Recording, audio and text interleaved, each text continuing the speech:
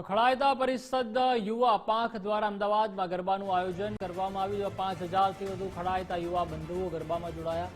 યુવાનોમાં પરિચય કેળવાય તે માટે યુવા સંગઠન કાર્યરત છે। યુવક યુવતી એકબીજાને ઓળખે જેથી લગ્ન થાય તે ઉદ્દેશથી આયોજન કરાયું। हमने लगभग 5000 થી વધારે ખડાયતા બંધુઓ યુવાનો માટે ગરબાનું આયોજન રાજપથ ક્લબમાં સંજય ઓઝાના સ્વરે રાખેલું છે।